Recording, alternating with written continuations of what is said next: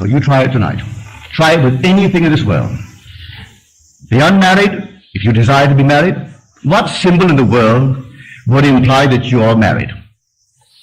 A little band in this Western world, a little band around this finger. Not around any other finger, around this finger. It doesn't have to be the biggest aspidastra in the world. Just a plain little gold ring. If you wore it there, it would imply you're married. Sleep tonight as though you wore one. Don't put your physical thumb on it. Put your imaginary thumb on it. And feel it in your imagination. You can do it. Feel a ball. Can you feel it? Then feel a piece of silk. Feel this, one after the other. Can you discriminate between all these different sensations? If you can discriminate between this and a tennis ball and a baseball, and a piece of silk, then you can't discriminate between nothings.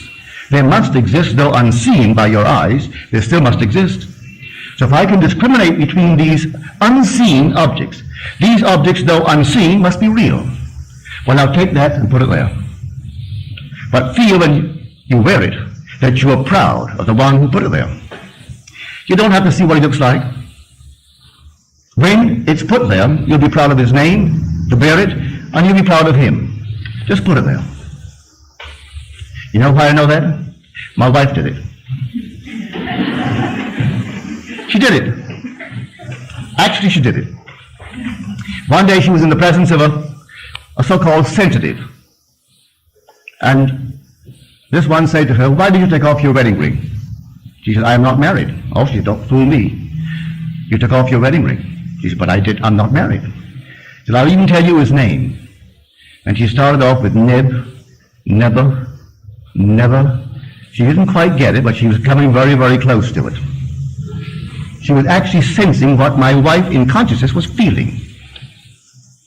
When I first met her, I wanted her the very first day I knew her. I wanted to marry her. But I was entangled. Was I entangled? But by this law, I disentangled myself. Without hurting anyone, I disengaged myself from all these complexities so that I could actually legitimately say, "Will you marry me?" But in the meanwhile, she was wearing the ring.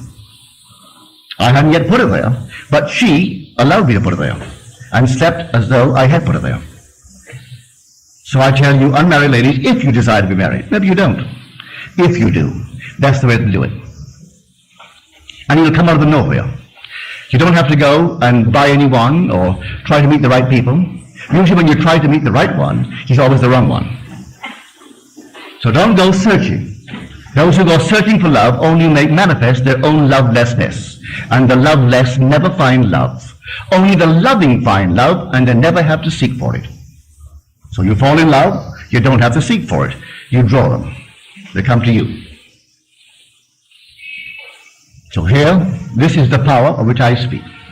The power of the universe, the power that created and sustains the universe, is resident in you as your own wonderful human imagination.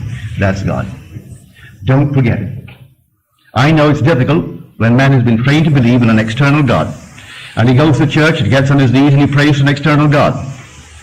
And he goes home at night, maybe he does say his prayers, and he gets down on his knees and he prays to an external God. All right, maybe that's a nice thing for someone to do. But I tell you, he isn't out there at all. You won't be criticized for it, but he is within you. He is very, very personal and within you. When you're told in Scripture, of the rock that begot us, we are unmindful. And that seems to be all a figure of speech on how true that thing is. One night, sitting in the silence, I was thinking of nothing in particular, and suddenly before my eyes came this quartz, an enormous quartz. As I looked at it, it fragmented itself, broke into numberless little pieces, and then it reassembled itself. As it reassembled itself, it was not into a quartz, but into a man, seated in the lotus posture. I'm looking at this man, all seated now, perfect man.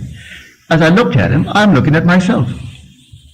Here I am, the perceiver, observing myself, seated in the lotus posture. This deep, deep meditation. And as I became aware that I'm looking at myself, it began to glow. And it glowed and glowed and glowed. When it reached the intensity of luminosity, it exploded. And then I returned to this level. Where did I see him? Within me. That being is meditating this.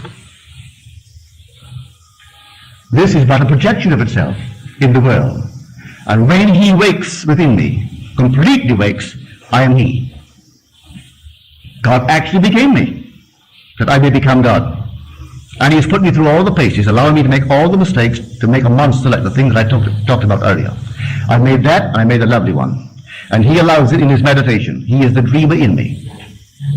And he's dreaming this. I'm dreaming everything that I dream in this world. And when he awakes, this will cease to be, and I am he. And he is God. So I tell you, go out and try it. Begin tonight. I make you this promise: if you try it faithfully, you will not fail. So I know it works. It took me 1 week to do it. That's all that it took me. 1 week. I simply went sound to sleep in the assumption that my wife was there. And it's the girl to whom I'm now married and who bore us this glorious daughter. And it's been since 1936. So here, this heavenly state was denied me because I wasn't feeding myself the right food. I have food you know not of, and the food are words. And you repeat them within yourself. What am I saying? As Blake said, oh, what have I said? What have I done? Oh, all-powerful human words. What have I said? What have I done? Oh, all-powerful human words. If man only realized what he is doing when he is talking, who cares? Who knows? Who knows? The only one that cares knows. And he is your own wonderful human imagination. That is God. That's the Jehovah of the Old Testament and the Jesus of the New. And there is no other God. And he's buried in you. And he's dreaming in you. And surely you want to awake. But you will awake the day that you actually move in to the life of imagination, where you trust your imagination and live in it. You're not far from the threshold of rebirth. But I can't tell you the day or the hour. No one knows but the Father, and the Father is your own wonderful human imagination. I saw it so clearly. This is the stone that the builders rejected. But what the builders rejected has become the chief cornerstone. It was the Lord's doing, and it is marvelous in our sight. So I rejected the fact that I was the cause of the phenomenon of my life. I couldn't believe it. I thought everyone outside of myself caused it. Then I realized, when I saw the vision, here is a stone, a quartz, and it fragmented into numberless parts. As he said, the one who bought the home, that's a fragmented part of my own being. My doubt brought him into being. He materialized my doubt. A man, a person. And he bought the home I wanted because he had more money. I materialized that. It came out of me. So the whole thing fragmented. And then when it came together and formed itself into a man, seated in the lotus posture, and I looked at it, I'm looking at myself. Then I realized I am the cause. He is the dreamer in me. One day he is going to awake from this dream. And when he awakes, I am he. And he and I are one.